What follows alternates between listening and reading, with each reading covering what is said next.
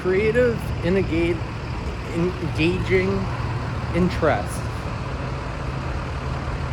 This is important for innovative behavior and thinking and the psychology of innovativeness, which is an innate and highly necessary aspect of our evolutionary development and heritage in regards to how it's supported the success and proliferation of what is highly adaptive and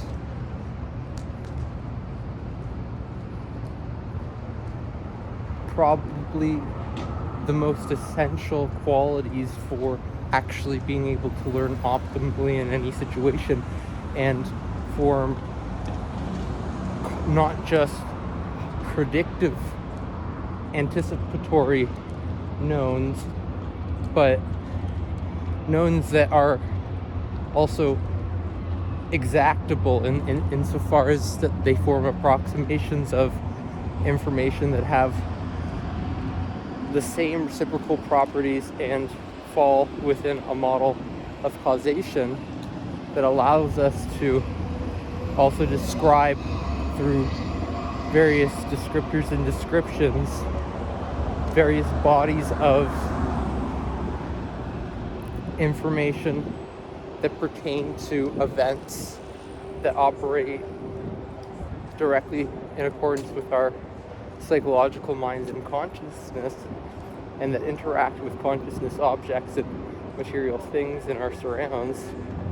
in a dynamical system of causation where there are effects and influences that are placed all across different and all possible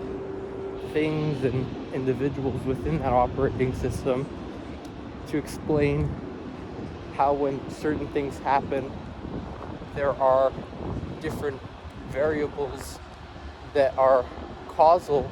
and specifically causal to explaining those specific relationships that provide valuable knowledge in the form of explaining certain causal effects and models of causation, but also understanding how dynamical the mind is and how we often have to operate on the basis of little or some information, and predominantly some amount of information, and preferably more information. And as we get to first principles, this is where we can have truth, like absolute truth, ultimate truth, in the form of, yeah, we know this like 100%.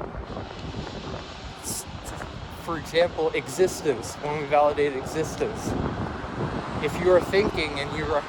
processing psychological information, then it's ultimately true that you're a psychological mind, that you're a consciousness, that you're sensing something rather than nothing, that there are these consciousness objects in your surrounds, and that we require certain things like metabolites and a metabolism to metabolize those metabolites and eat and consume and to process and develop structures and support our existence in any way through what's ultimately true, in not just a subjective sense, but a subjective objective dynamical sense that requires two ultimate truths: psychological truth and what's psychologically true and really true, such as these direct and indirect realisms, but also another thing that's required is objective truth. And objective truth that's often arrived at and has preliminarily been arrived at by philosophers and individuals who's engaged in the projects of philosophization and direct philosophizing through direct realisms and indirect realisms to some regard, but a more limited degree, and more limited degree as of recent to predominantly the existential pioneering thinkers rather than the